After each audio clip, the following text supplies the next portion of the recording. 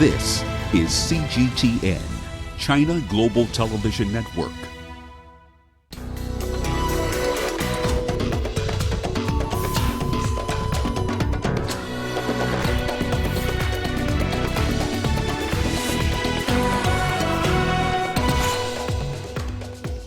Kais Saied to become Tunisia's president, exit polls suggest. Politicians in Mozambique conclude their campaign rallies ahead of Tuesday's polls. And Nigerian bead making is modernizing the ancient African craft. Hello and a very warm welcome to Africa Live on CGTN. I'm Lindy Mtongana in Nairobi. Also coming up this hour, Nigeria's unions call for a nationwide strike after a fallout over the implementation of a government wage deal. And in sports, Kenya's Brigid Kosgei smashes the women's marathon world record in Chicago. We start the program in Tunisia, where celebrations have begun after exit polls showed that independent candidate Kais Saied has won the presidential runoff with over 70%. His rival, media mogul Nabil Karoui, is second with 23.11%. Although no official results have yet been published, his supporters have been taking to the streets to celebrate his win. The independent candidate has also addressed them, vowing unity. Official results are due on Monday. Tens of thousands of Tunisians took to the streets in the capital city Tunis and across the country to celebrate the victory. Kais Saied pledged to uphold the rule of law and its application to all citizens, including himself. The 61-year-old retired law professor shed light on urgent challenges facing the country. In addition, he noted that relations at home will be based on trust and responsibility. The law applies to everyone. My role is to enforce it. Tunisia has reached a new stage in its history on the path of democracy, requiring to meet many social and economic challenges. The will of the people equals the level of decision. The state remains standing with its legislation and its international commitments. Meanwhile, vote counting is underway. The election authority has mobilized thousands of agents to guarantee a transparent operation. Vote counting is taking place in a smooth manner under the control of dozens of independent observers. We expect the results in each circumscription to be available in the next few hours.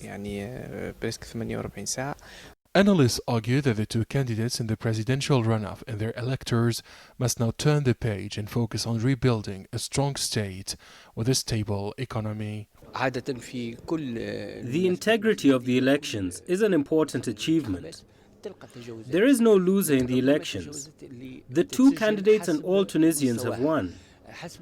Political stability is the first condition for improving the economic situation, which is a national priority.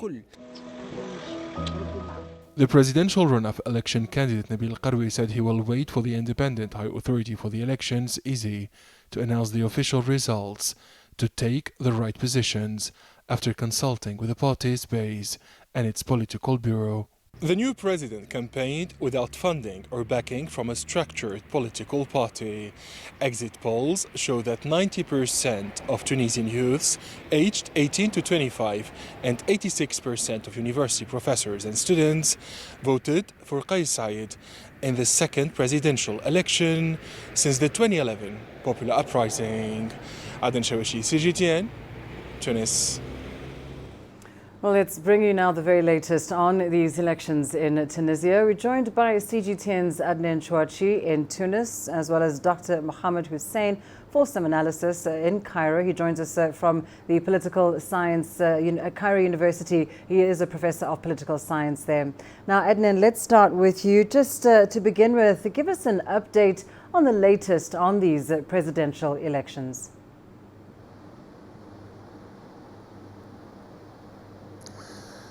Exit polls have shown that Kais Saied has won the elections with over 70% of the votes, and it's worth mentioning that over 3.5 million Tunisians have voted. The election authority was afraid from the turnout, from low turnout, but the young people, the generation aged 18 to 25, which boycotted the first round of the elections as well as the legislative elections, voted yesterday. Over 1.5 million young people voted, and they voted for Kais Saied.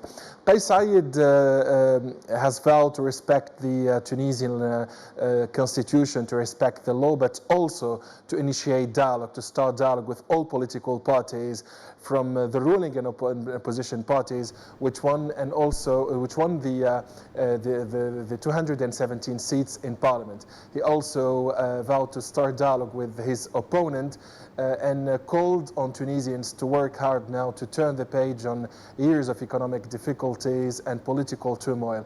The President Beji Qaid Sibsi's death had an impact on stability in Tunisia, but the election of Kais Saied has shown that Tunisia is no longer a fragile country, and that elections are the way out of the political crisis and hopefully of the economic and social crisis.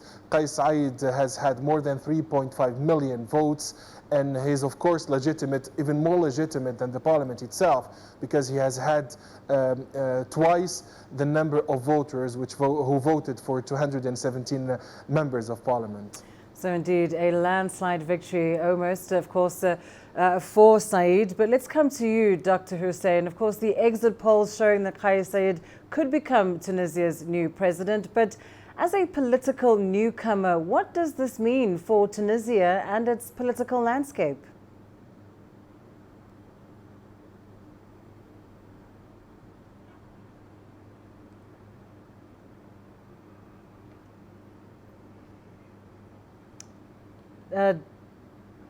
Dr. Hussein, can you hear me there? We're just asking what this victory for Kais Saied means for Tunisia and the country's political landscape.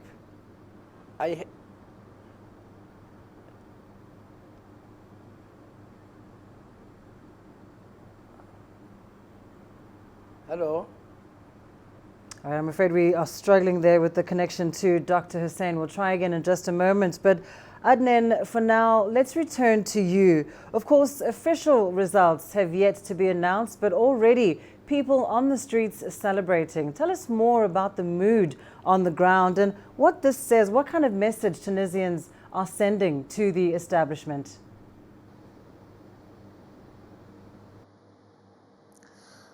Actually, the ambience and the atmosphere, the mood in Tunisia since the announcement of exit polls results is unprecedented, and actually unprecedented since 2011, since the popular uprising in the country.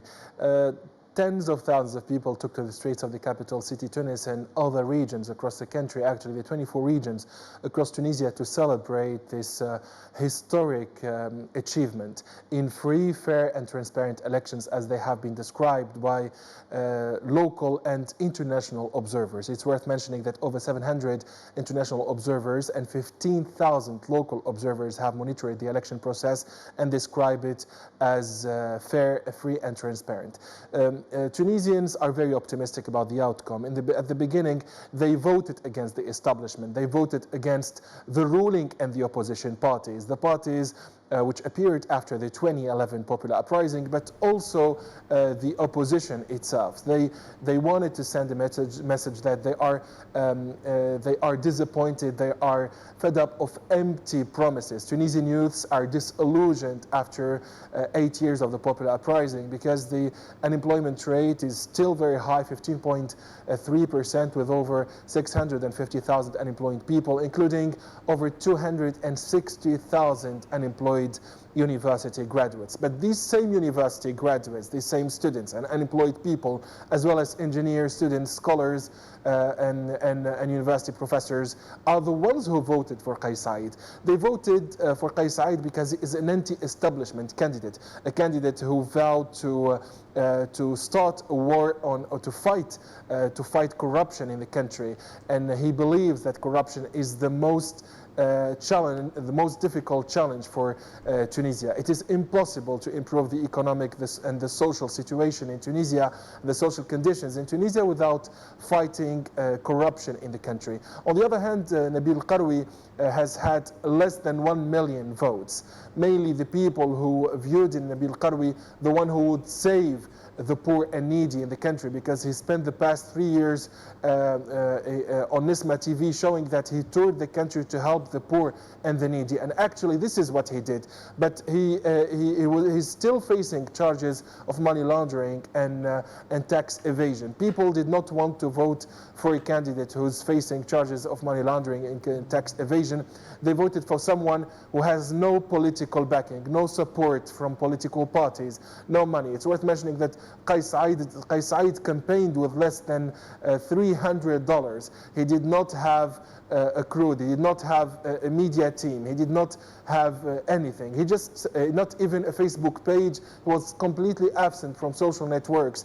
Young volunteer students campaigned for Kais Saied in the streets. And they also voted for Kais Saied because a few days before the release of Nabil Qarwi, he said that he would interrupt his campaign. He would interrupt his campaign to ensure that there are equal chances. And people here say that right from the beginning there were no equal chances between Kais Saied, the university professor, the retired law teacher, and Nabil Qarwi, the media tycoon who owns one of the leading TV channels, private TV channels in the region, Nisma TV, which is well known in North Africa. But Nabil Qarwi had also the backing and the support of other private media outlets and TV stations, while Kais Saied was completely absent. It is a message of hope, but also a message of responsibility, as Kais Saied said, because he has to start working from his first week in Carthage.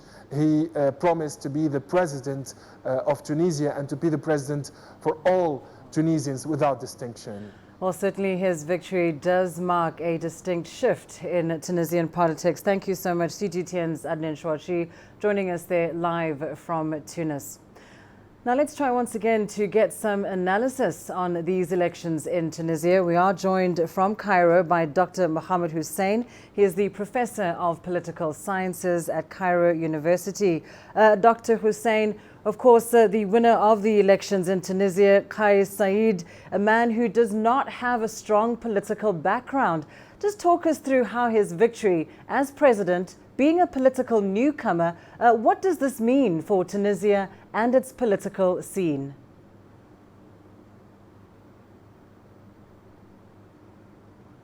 Well, the exit poll indicates that the Tunisian people are courageous, are sophisticated, they are learned, and they are leading the Arab people, doing exactly what happens in advanced countries, in the US or in Britain, where as an elector decides within the polls, when he comes out, he or she is asked the question, to whom did you vote? He would say the truth. So the Tunisian people have proven to be truthful.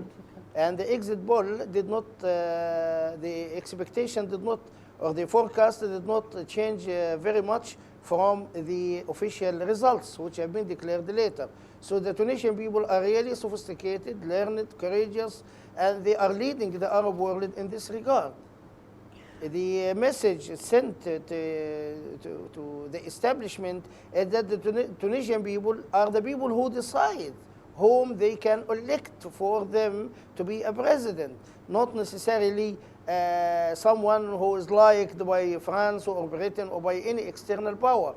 Besides, Mr. Nabil Qarwi has been given a chance to campaign while he was in prison, and he was conspicuous by his absence. I mean, he was very much on the scene, and the other person, Mr. Kais Saied, decided not to escalate his campaign out of respect for Mr. Nabil Qarwi, who was absent. However, the people decided, and the people spoke loudly and clear, and that's why we ended up with the result that the Tunisian people have achieved, and I congratulate the Tunisian people for what they have done so far Right. in the process of democratization and in the process of elections and in choosing a new president, having sustained a very leading Arab Spring revolution. Right, thank you so much, Dr. Mohammed Hussein, the Professor of Political Sciences at Cairo University. Thank you so much for that analysis. Well, it is election season in other parts of the continent too. Let's turn to Mozambique now, where politicians have concluded their final campaign rallies ahead of Tuesday's general elections. Incumbent President Fillipe Nyusi is running for a second term under the Frelimo Party. He is running up against Osufo Momade from the Renamo Party, as well as MDM candidate Davies Simango. Job creation, boosting an ailing economy, peace, security and political stability are just some of the issues that have led the candidates' campaigns. The general election is expected to test the significance of the recently signed peace deal between the government of Mozambique and former rebel group Renamo. The peace deal ended years of conflict in the southern African nation. Well, let's go to Mozambique now. CGTN's Amy McConaughey joins us live on the line from Maputo on more on tomorrow's preparations. Amy, a pivotal election for Mozambique on Tuesday. Is the electoral body adequately prepared for tomorrow's polls? Hi, Lindy.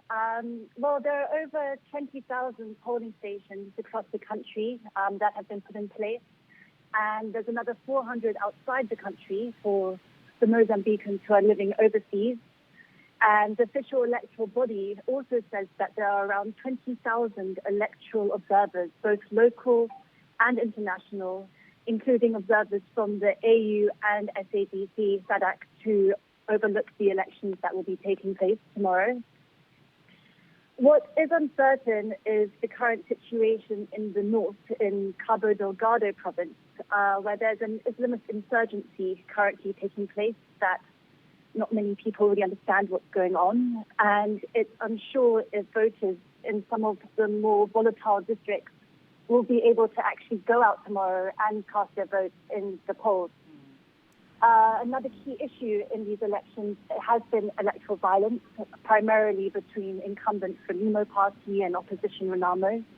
And last week, an electoral observer was shot and killed in Gaza province in central Mozambique in what political commentators have called as one of the worst levels of violence in the history of the country's elections. But today, the representative of the National Election Commission called for no violence and encouraged Mozambicans to go out and vote. But it remains to be seen how voting day will actually unfold. Oh, absolutely. And you talk about the violence that's already been seen. Amy, what is the mood like then on the ground? And how important are these elections to ordinary citizens? Is there a sense that people have a firm grasp of what's at stake? Well, there is a general sense of apathy here on the ground in Mozambique, particularly among the youth. It's a population of almost 30 million, but only 12.9 million are reportedly registered to vote. And we've been speaking to young people and political analysts here in Maputo, and many are skeptical that these elections can actually lead to any genuine change.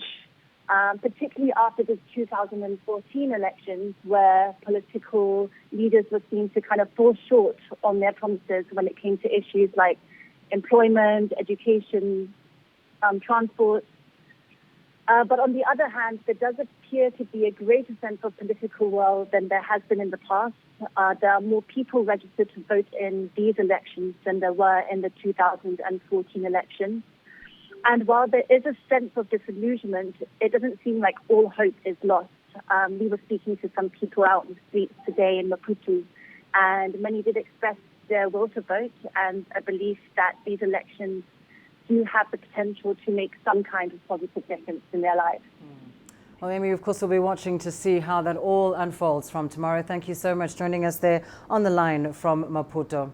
Well, let's bring you some analysis now on Mozambique's elections. We're joined from Johannesburg by Gideon Chitanga, who's a regional analyst at a political and economic think tank in South Africa.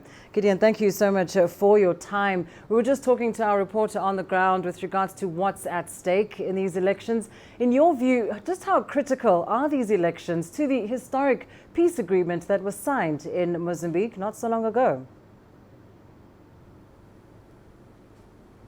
So I think that the outcome of these elections is very important to the continued efforts to foster peace and stability in Mozambique, particularly because Frelimo has opened itself to dialogue with Renamo, and I think the outcome of the election, especially if Frelimo had to safely win these elections, President Nyusi would come out with, I think, more leverage to engage the opposition.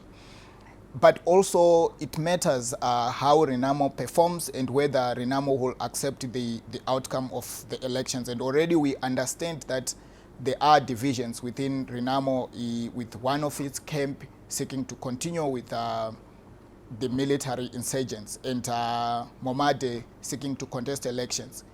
So the dialogue process is key, and hopefully after elections, the key stakeholders will be strengthened to further engage peacefully. There is also the conflict in the northern end of Mozambique. And at this present moment, it doesn't look like the government has had a clear strategy on how to deal with that. At one rally, President Nyusi stated that he was open to dialogue if the key players within that conflict are understood in terms of who is leading, other than the sense of insinuating that this could be an issue of insurgents associated with Islamic terrorism. So I think to that extent, the government also should be proactive and play a critical role in unearthing who are the key drivers, and probably give more indications to them that it's willing to drive a peaceful agenda where they engage in dialogue to address underlying issues and make concessions with the leaders. Gideon, our reporter on the ground was telling us that there are concerns about voter apathy. In your view, what are some of the other key issues that really do matter to voters, and how are Frelimo and Renamo addressing those key concerns? In my view, Mozambique has not been able to develop as quickly as it should have been. Its natural resources, the proceeds from the exploitation of its natural resources have not directly impacted on the lives of the ordinary people. There's a huge gap between the level of accumulation of the rich people you find in Maputo and the ordinary people that you find in the margins, and most specifically the rural areas.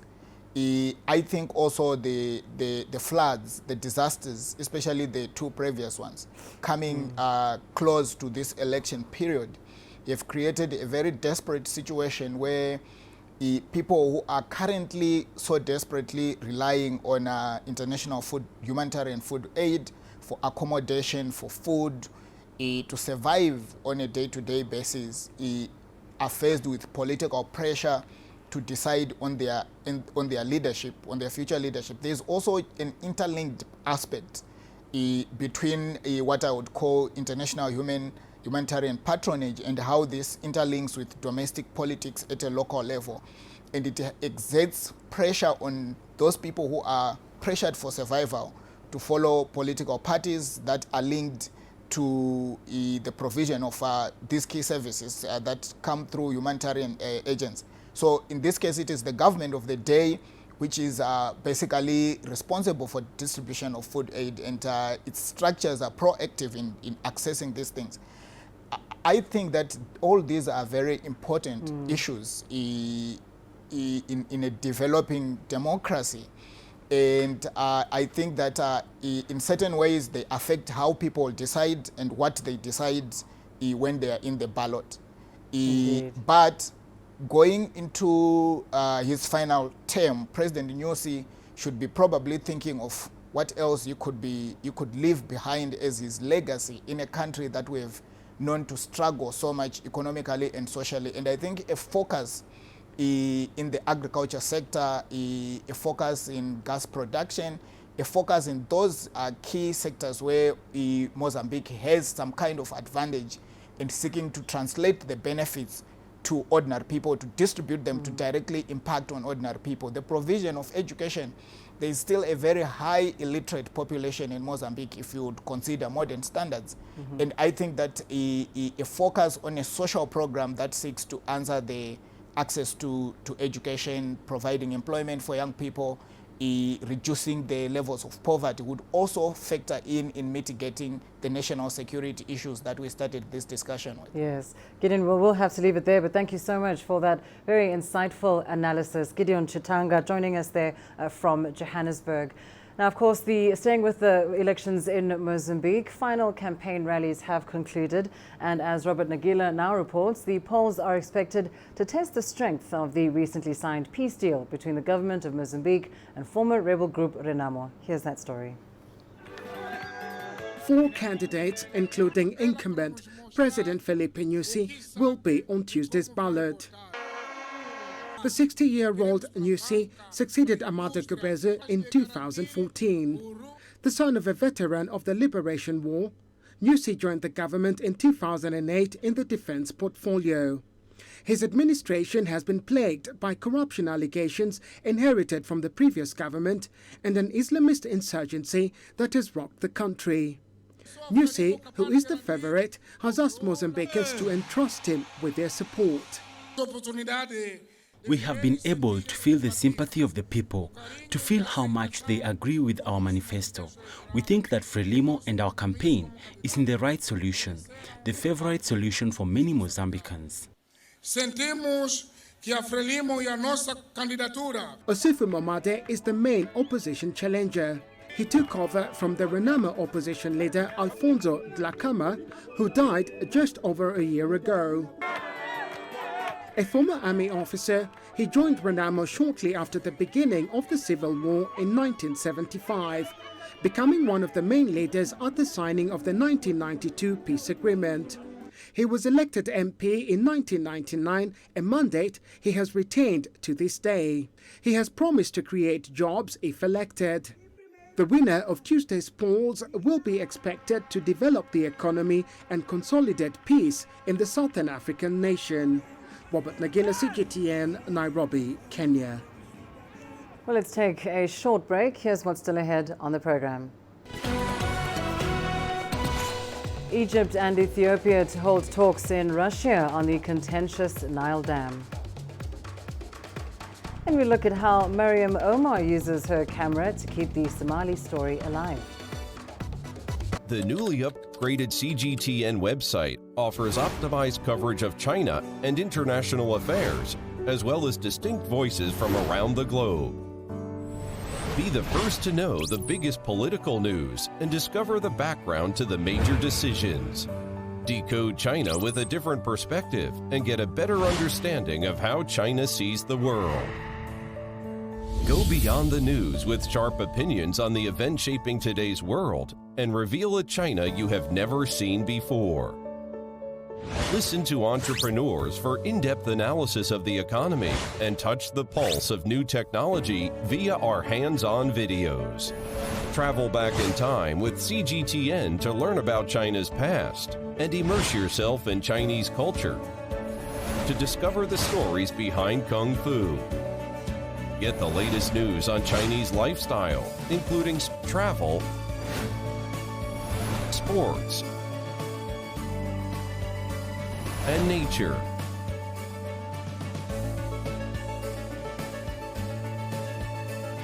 Regular productions including Ask China put high-ranking officials on the spot, while C-Lab presents new ways of storytelling via cutting-edge technologies, and Global Stringer delivers unique videos from China and beyond. Take a look at the world from a different angle. See the difference.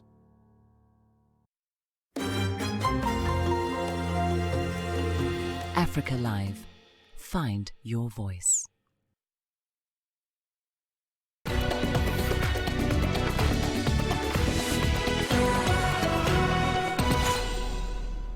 Welcome back to Africa Live. Now, Egypt's President Abdel Fattah al-Sisi is scheduled to meet Ethiopian Prime Minister Abiy Ahmed later this month. The Egyptian president says the meeting will be held in Russia to discuss the standoff in the Nile water talks. Egypt fears the operation of the Grand Renaissance Dam could affect its watershed. Here's Adel El-Mahri with more. Egyptian President Abdel Fattah al-Sisi is hoping to resolve the standoff with Ethiopia over its Grand Nile Dam. The Egyptian president says he will be meeting Ethiopian Prime Minister Abiy Ahmed in Russia this month to discuss the hanging issues. Cairo wants to reach an agreement over the dam's operation and filling its reservoir, which Egypt fears would greatly affect its water share. The negotiations between the two nations and Sudan stretched for years. No agreements on these two issues have been reached. The Egyptian government last month says the talks reached a deadlock. It called for an international mediator to intervene. Ethiopia rejected the demand. Mostly desert, Egypt relies mainly on the River Nile for water. With rare rain, the river supplies the North African nation with more than 90% of its water. Still, Egypt is in a state of water poverty, according to the United Nations Water Security Guidelines. Cairo realizes the 6,000 megawatts project is essential for Ethiopia's development. It just wants Ethiopia to be more flexible in the schedule and volume of water used to fill the reservoir to decrease the impact on Egypt as much as possible. President El-Sisi and Prime Minister Ahmed will be in Russia's Sochi for the first Russian-African summit scheduled on October 23 and 24. Adel El-Mahri, CGTN, Cairo. Well, for more on this, let's talk to someone with a wide knowledge of the geopolitics surrounding the Nile Basin. We're joined by Charles Borgi, an economic analyst. He's with us now from Kampala. Charles, this has been going on for some time now, the standoff between Egypt and Ethiopia over the Grand Renaissance Dam. What is your take on this dispute? Okay, for starters, if you see where the dam sits, it sits in a very sensitive area that really has potential to threaten Egypt's water security position. Because you need to remember that, as your reporter mentioned, this dam has a reservoir which is meant to store about 70 billion cubic meters of water. Now, that's a lot of water, and you need to know that it sits on the Blue Nile, and about 70% of the water that reaches Egypt actually comes from the Blue Nile or from Ethiopia. So, that is the gravity of the issue at hand here. But we need to understand the context under which this impasse is happening. It comes way back from history. 1929, when Egypt signed an agreement with the former colonial masters of Eastern Africa, the British. They were given veto powers over the Nile waters, plus, of course, its main source or catchment area, that is Lake Victoria. This Africa's biggest freshwater body, and I think the second biggest in the world. So they were given veto powers over that water body, the Nile, and of course Lake Victoria. And the countries which are normally referred as the riparian states, that is Kenya, Uganda, Tanzania, and others like Burundi, cannot use the waters of the Nile without, of course, getting permission from Egypt on certain, terms here and there. But Egypt has, the powers to use the water as it sees fit. So that historical issue is, at play here as well, yes, in this particular situation. And it is a so complex, the way I look at it, I think it's... It is a complex history, as you mentioned there, Charles. And the two countries now have basically reached a deadlock with international mediators being asked to intervene. In your view, what is the best way forward? I think the best way forward, really, I believe the meeting in Russia can offer a few solutions here and there, but really I'm a believer in the adage that you really should find a solution from within the problem. I believe the two presidents, that is Al-Sisi Fattah of Egypt and Ahmed in Ethiopia, should actually find the problem within the continent. There are bodies that they can take advantage of, like the African Union. And I believe, like I mentioned in that history that I've given, that these other states that share the Nile feel a bit unfairly treated, and they feel Egypt, is over-pampered in the, that kind of arrangement. So I believe it's time that Egypt sat on the table with other African countries more than the external players to actually find a lasting solution to this problem. And Charles, you've explained what's at stake for Egypt, but what about Ethiopia and the other African countries? I mean, even beyond the colonial context of 1929, who fundamentally has the right to the Nile? Okay, from the point of view of other African states, many have maintained, because Egypt has had interactions with others even downstream, including Ethiopia, of course, they feel that they own the resource of the Nile in as much as Egypt also has a stake in the resource. For instance, countries like Uganda would say, well, the Nile starts in Uganda at the mouth of Lake Victoria in Jinja. So they feel that if Egypt, the other side, near the Mediterranean in the north, comes and gives terms downstream, and of course, Egypt keeps referring to the agreement signed in 1929 before almost all these countries got independence, because Uganda and many of these countries started getting independence after 1955. They feel, it's unfair, and many actually pushing for that fact that, it is time that actually Egypt sat on the table with them at this particular moment and redesigned the terms under which, the Nile water resources can be shared. Charles, so I believe, yes, please. Yes, sorry, Charles, we're actually going to have to leave it there. We are almost out of time, but thank you so much for that very interesting perspective on the Grand Renaissance Dam. Thank you so much for joining us there from Kampala in Uganda, of course. Now, in other news, a search operation is currently underway in the Democratic Republic of Congo to find the bodies of 8 passengers who were traveling in a cargo plane that crashed in the east of the country on Friday. The UN peacekeeping force has joined in the search of the plane that was carrying the DRC's president's staff. CGTN's Kais Saied has more from Kinshasa. Authorities in the DRC say they have found debris of the cargo plane that crashed on Friday, but they are still searching for the bodies of 8 passengers. The plane was traveling from the eastern city of Goma to the capital Kinshasa. It crashed 59 minutes after takeoff. It's reported to have gone off radar. The passengers included the DRC president's driver, a logistics manager, and soldiers. 2 Russian pilots were among the crew members. The UN has sent its planes to help in the search and rescue efforts.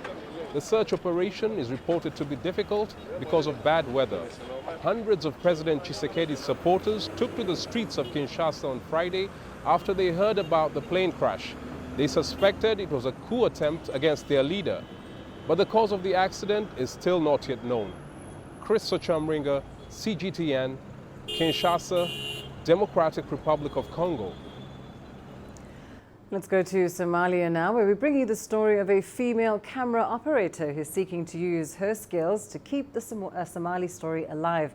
From Mogadishu, CGTN's Abdulaziz Billo brings us the story of one of Mogadishu's finest videographers. Mariam Omar Hassan is one of the youngest female camera operators in Mogadishu. The 23-year-old has made a name for herself in a field mostly dominated by men. For 3 years now, Mariam has been a freelance camera operator filming for several TV stations. She is currently working with Shabelle Television, an independently owned Mogadishu-based TV outlet. Filming has always been my hobby, and it's a pleasure for me to turn my dream into reality. On the streets of the capital, Mariam, alongside a female news reporter, often go out to film human interest stories. Along the Makkah Al-Mukarramah road, she sets up her equipment on this very same road that's often a scene of deadly explosions by militant group Al-Shabaab.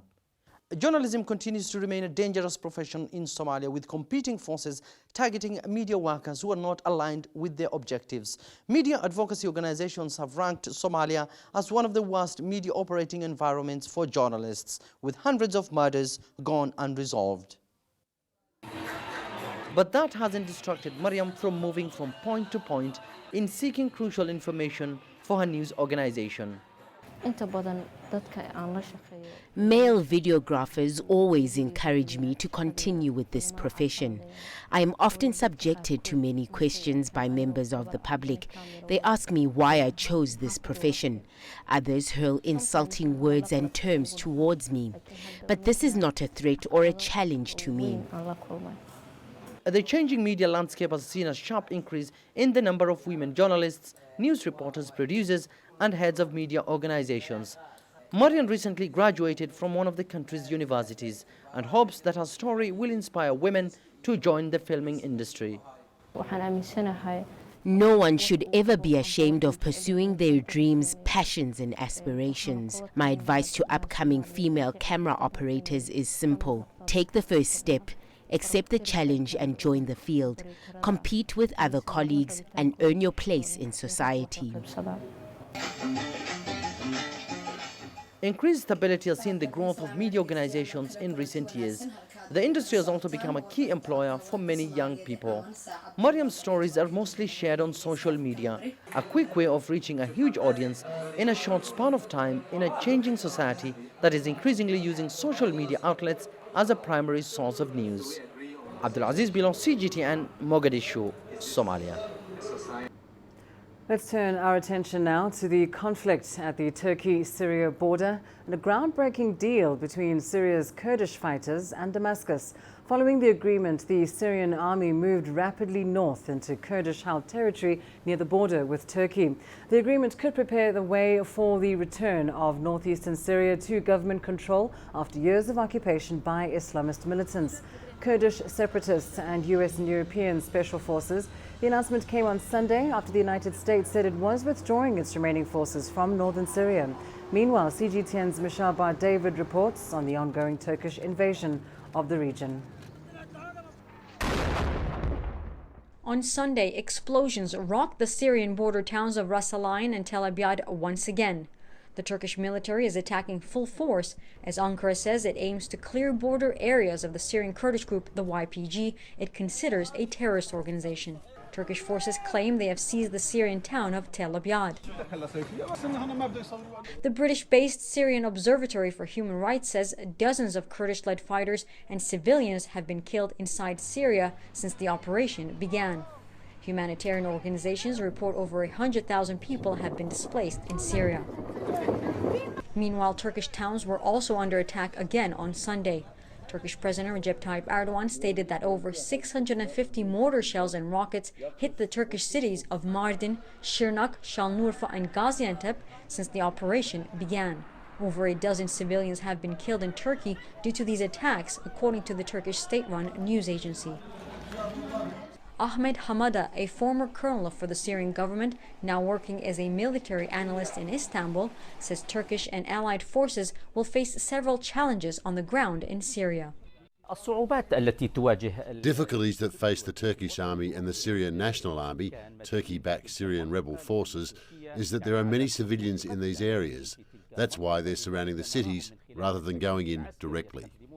Hamada says the Syrian Kurdish group is also well equipped. The other difficulty is that the Syrian Democratic Forces are well fortified there. Also, there is the fact that they are armed with advanced weapons, such as anti-tank guided missiles and other weapons. The Kurdish-led Syrian Democratic Forces have reportedly been using strategic defensive techniques such as burning tires to block visibility. This is a very old technique that has been used to block old jet fighters. The modern ones instead rely more on advanced technologies and have previously determined targets, so they can carry out attacks without the need for the pilot to have visuals. One key issue that Turkey will need to deal with was first announced following a phone conversation between Turkish President Tayyip Erdogan and US President Donald Trump on October 6, as Trump declared that Turkey would take over the responsibility of over 10,000 ISIS prisoners that are being held in northeastern Syria. Turkey's allies are worried the operation will create opportunities for ISIL prisoners to escape. On Sunday, Kurdish officials in Syria claimed over 750 women and children with links to ISIL fled a displacement camp following a Turkish attack in the area. I've made clear to Turkey that if they do not meet their commitments, including the protection of religious minorities and also watching over the ISIS prisoners that we captured, we will impose a very swift, strong, and severe economic sanctions, like I did with respect to my negotiations to get Pastor Brunson out. On Sunday, more condemnation from the international community. Arab League and Arab foreign ministers announced they would hold Turkey responsible of all the consequences of the operation and demanded Ankara pull out its forces immediately. Michal Bardavid, CGTN, Şanlıurfa.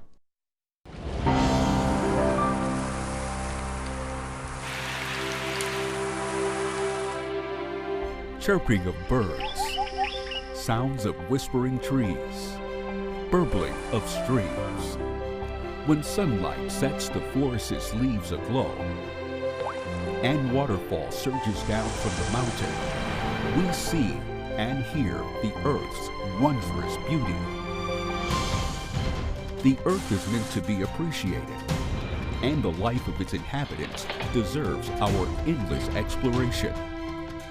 Come with CGTN to listen and see, in chorus of life, to marvel at nature and life.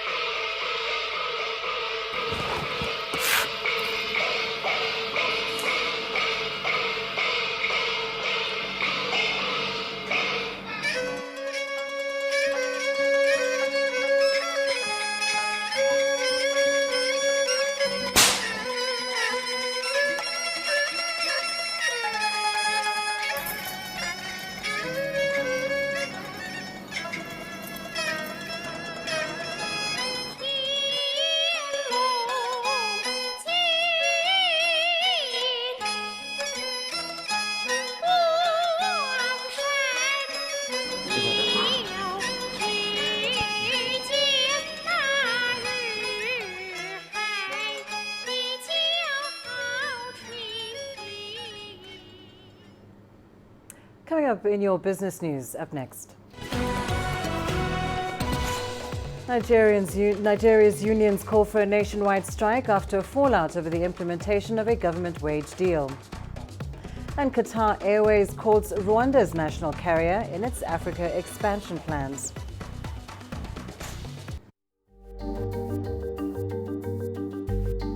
Africa Live. Find your voice.